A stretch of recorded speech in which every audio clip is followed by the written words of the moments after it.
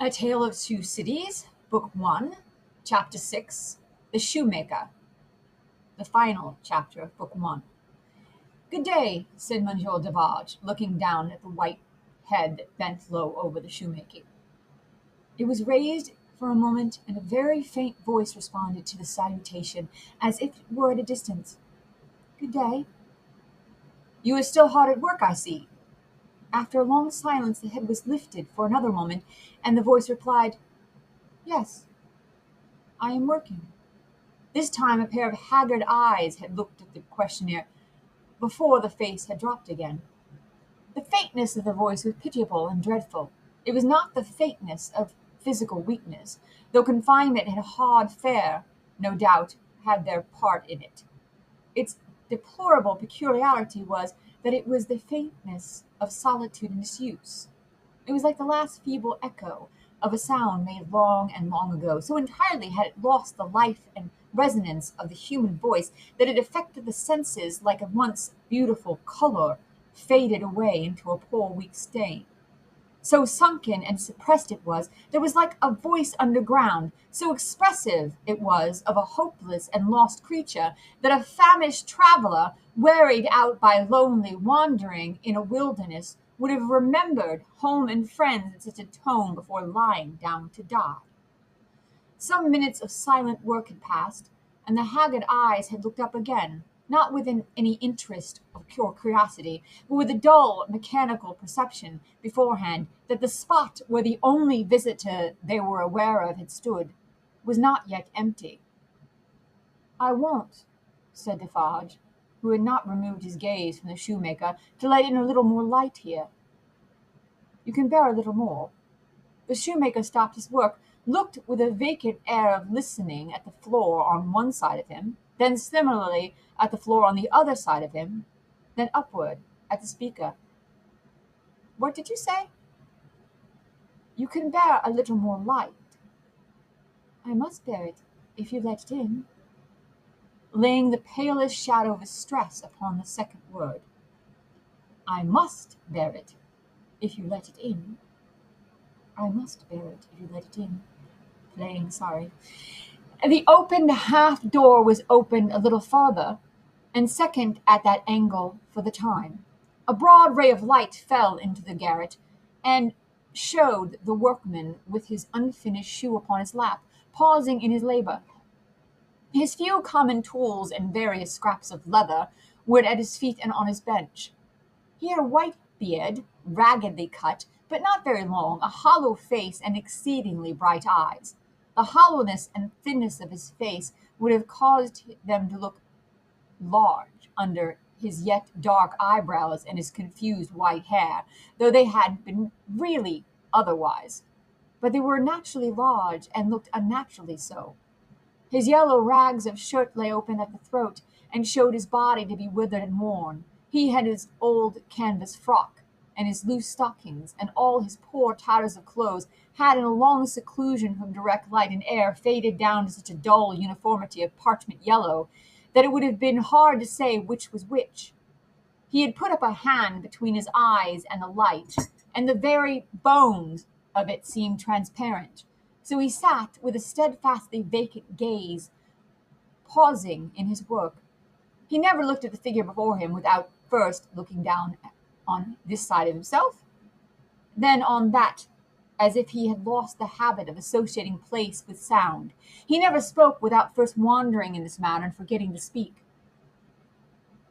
Are you going to finish that pair of shoes today?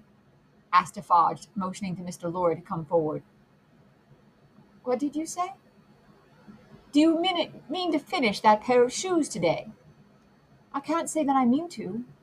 I suppose so. I don't know. But the question reminded him of his work, and he bent over it again. Mr. Lorry came silently forward, leaving the daughter by the door. When he had stood for a minute or two by the side of Defarge, the shoemaker looked up.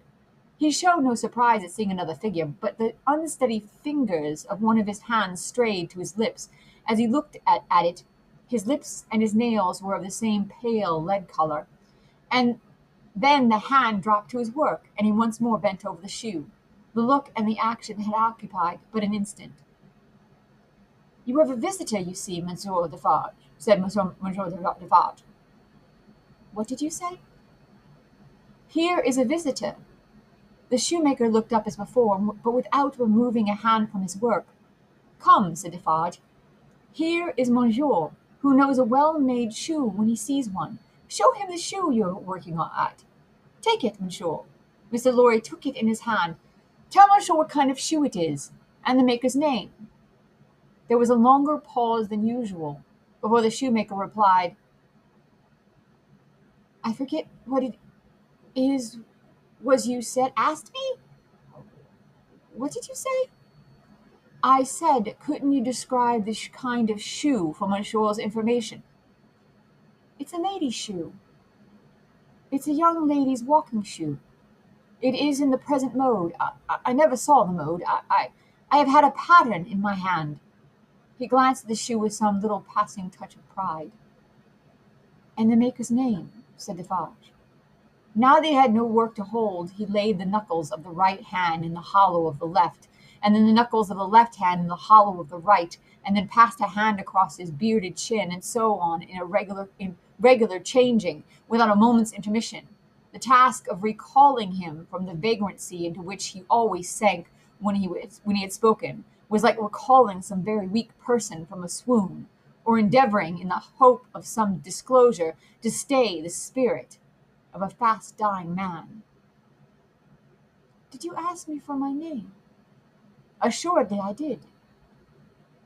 105 North Tower. Is that all? 105 North Tower. With a weary sound that was not a sigh nor a groan, he bent to work again until the silence was again broken. You are not a shoemaker by trade, said Mr. Lorry, looking steadfastly at him.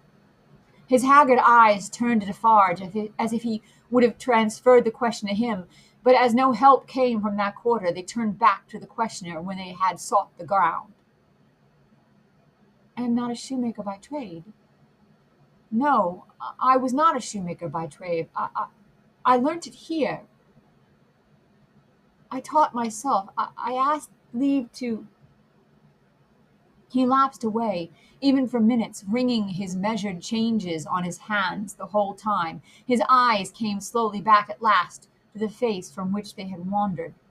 When they rested on it, he started and resumed, in the manner of a sleeper, that moment awake, reverting to a subject of last night. I asked leave to teach myself, and I got it with such much difficulty after a long while, and I have made shoes ever since. As he held out his hand for the shoe that had been taken from him, Mr. Lorry said, still looking steadfastly in his face, Monsieur Manette, do you remember nothing of me? The shoe dropped to the ground, and he sat looking fixedly at the questioner.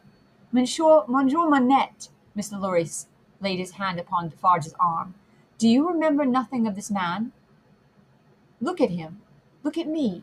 Is there no old banker, no old business, no old servant, no old time rising in your mind, Monsieur Manette?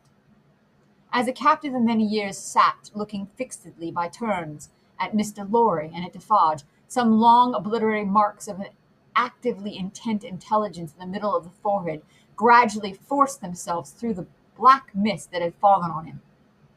They were overclouded again. They were fainter. They were gone, but they had been there.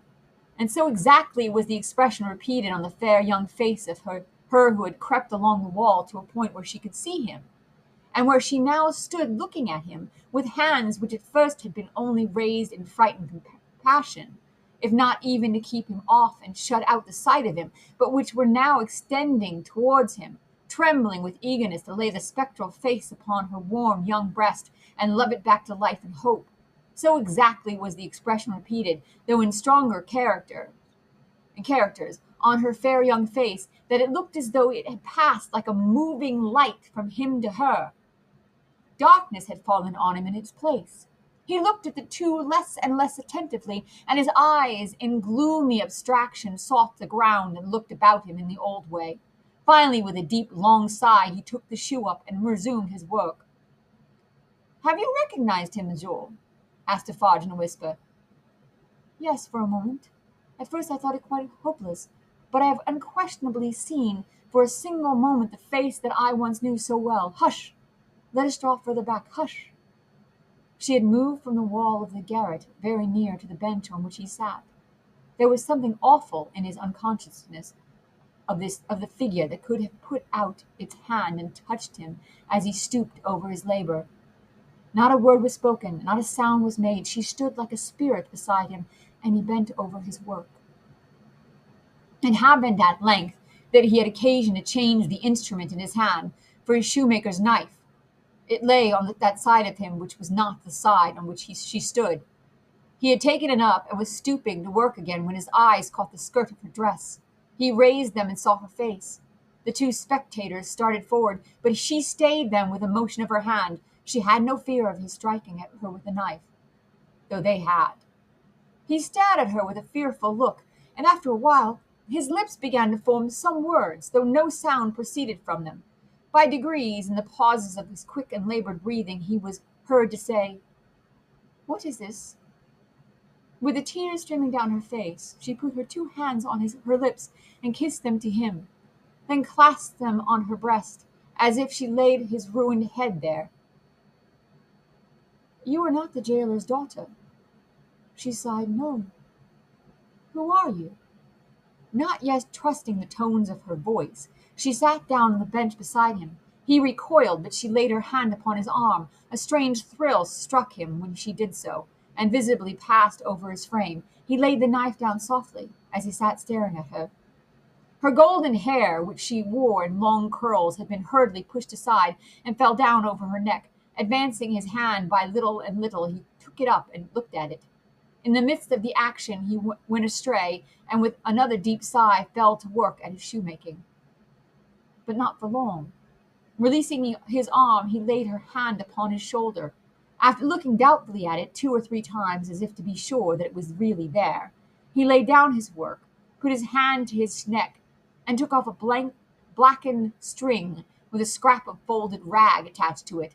He opened this carefully on his knee, and it contained a very little quantity of hair, no more than 1 or 2 long golden hairs, which he had in some old day wound off upon his finger. He took her hair into his hand again, and looked closely at it. "It is the same. How can it be? When was it? How was it?" As a concentrated expression returned to his forehead, he seemed to become conscious that it was in hers too. He turned her full to the light and looked at her. "She had laid her head upon my shoulder that night when I was summoned out. She had a fear of my going, though I had none. And when I was brought to the North Tower, they found these upon my sleeve. 'You will leave me then? They can never help me to escape in the body, though they may in the spirit.' Those were the words I said. I remember them very well." He formed this speech with his lips many times before he could utter it. But when he did find spoken words for it, they came to him coherently, though slowly. "How was this? Was it you?" Once more the two spectators started, as he turned upon her with a frightful suddenness. But she sat perfectly still in his grasp, and only said in a low voice, "I entreat you, good gentlemen, do not come near us. Do not speak, do not move." "Hark!" he exclaimed. "Whose voice was that?" His hands released her as he uttered this cry, and went up to his white hair, which they tore in a frenzy. It died out, as everything but his shoemaking did die out of him, and he refolded his little packet and tried to secure it in his breast, but he still looked at her and gloomily shook his head. "No, no, no, you are too young, too blooming. It can't be. See what the prisoner is. These are not the hands she knew. This is not the face she knew. This is not a voice she ever heard. No, no, she was, and he was, before the slow years in the North Tower, ages ago. What is your name, my gentle angel?" Hailing his softened tone and manner, his daughter fell upon her knees before him, with her appealing hands upon his breast. "Oh, sir, at another time you shall know my name, and who my mother was, and who my father, and how I never knew their hard history. But I cannot tell you at this time, and I cannot tell you here. All that I may tell you here and now is that I pray to you to touch me and to bless me. Kiss me, oh my dear, my dear." His cold white head mingled with her radiant hair, which warmed and lighted it as though it were the light of freedom shining on him. "If you hear in my voice, I don't know that it is so, but I hope it is. If you hear in my voice any resemblance to a voice that once so was sweet music to your ears, weep for it, weep for it. If you touch in touching my hair anything that recalls a beloved head that lay on your breast when you were young and free, weep for it, weep for it. If when I hint to you of a home that is before us, where I will be true to you with all my duty and with all my faithful service, I bring back the remembrance of a home long desolate, while your poor heart pined away, weep for it, weep for it." She held him closer round the neck and rocked him on her breast like a child. "If when I tell you, dearest dear, that your agony is over, and that I have come here to take you from it, and that we go to England to be at peace and at rest, I cause you to think of your useful life laid waste, and of our native France so wicked to you, weep for it, weep for it. And if when I shall tell you of my name, and of my father who is living, and of my mother who is dead, you learn that I have to kneel to my honored father and implore his pardon for having never, for his sake, striven all day and lain awake and wept all night, because the lover of my poor mother hid her torture from me.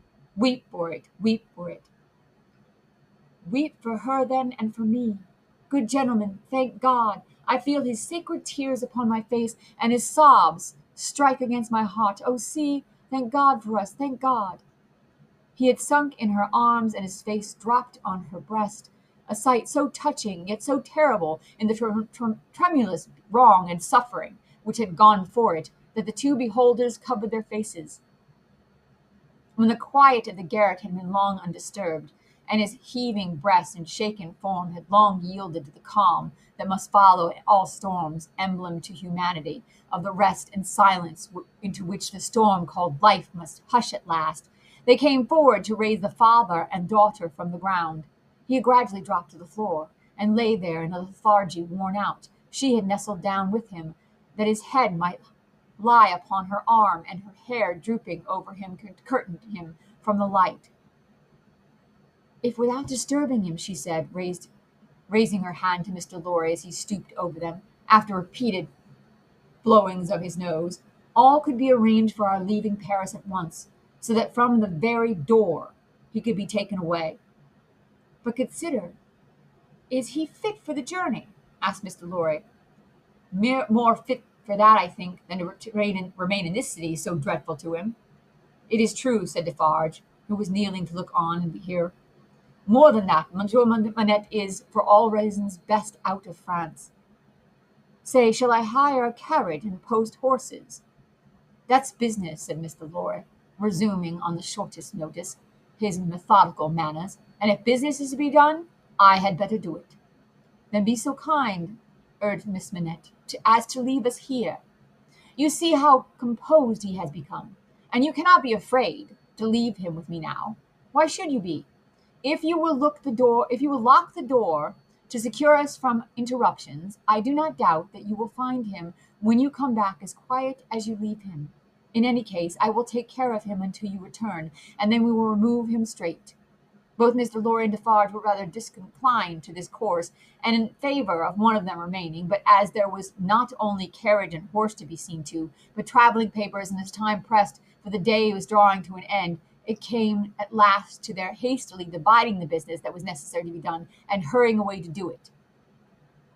Then, as the darkness closed in, the daughter laid her head down on the hard ground close at the father's side, and watched him. The darkness deepened and deepened, and they both lay quiet until a light gleamed through the chinks in the wall. Mr. Lorry and Monsieur Defarge had made all ready for the journey, and had brought with them, besides travelling cloaks and wrappers, bread and meat, wine and hot coffee. Monsieur Defarge put this provender and the lamp he carried on the shoemaker's bench. There was nothing else in the garret but a pallet bed, and he and Mr. Lorry roused the captain and assisted him to his feet. No human intelligence could have read the mysteries of his mind, in the scarred blanket wonder of his face.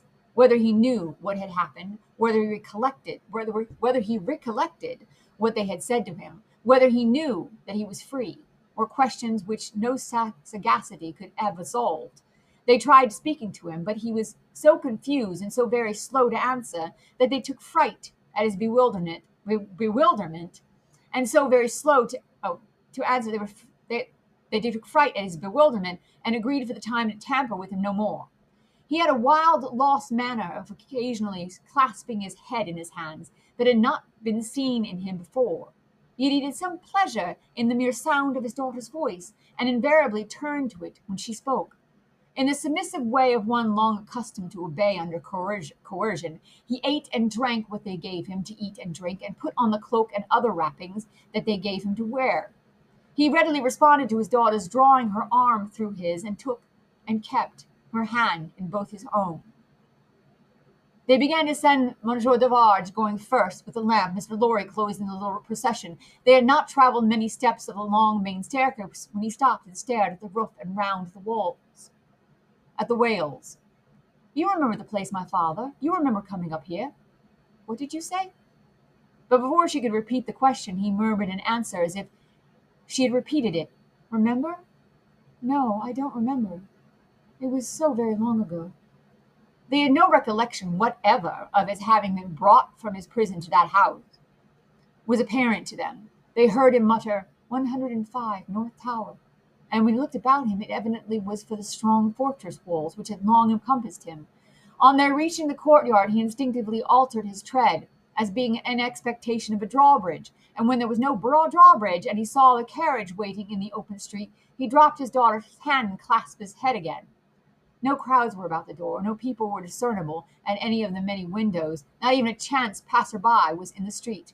An unnatural silence and desertion reigned there. Only one soul was to be seen, and that was Madame Defarge, who leaned against the door-post, knitting, and saw nothing. The prisoner had got into a coach, and his daughter had followed him when Mr. Lorry's feet were arrested on the step by his asking miserably for his shoemaking tools and the unfinished shoes. Madame Defarge immediately called to her husband that she would get them, and went knitting out of the lamplight through the courtyard. She quickly brought them down and handed them in, and immediately afterwards leaned against the doorpost, knitting, and saw nothing. Defarge got upon the box and gave the word, "To the bearer!" The physician cracked his whip. The postilion cracked his whip, and they clattered away under the feeble, over-swinging lamps.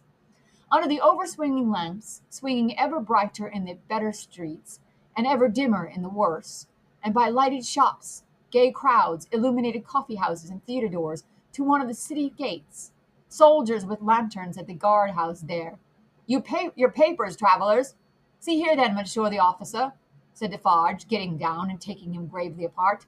These are the papers of monsieur inside with the white hair. They are consigned to me with him at the—" He dropped his voice. There was a flutter among the military lanterns, and one of them being handed into the coach by an arm in uniform, the eyes connected with the arm looked. Not at every day or in every night look at monsieur with the white head. It is well forward from the uniform. Adieu from Defarge. And so, under a short grove of feebler and feebler over-swinging lamps, out under the great grove of stars, beneath that arch of unmoved and eternal lights, some so remote from this little earth that the learned tell us it is doubtful whether their rays have ever yet discovered it, as a point in space where anything is suffered or done, the shadows of the night were broad and black. All through the cold and restless interval, until dawn, they once more whispered in the ears of Mr. Jarvis Lorry, sitting opposite the buried man who had been dug out, and wondering what subtle powers were forever lost to him, and what were capable of restoration, the old inquiry. I hope you care to be recalled to life? And the old answer, I can't say.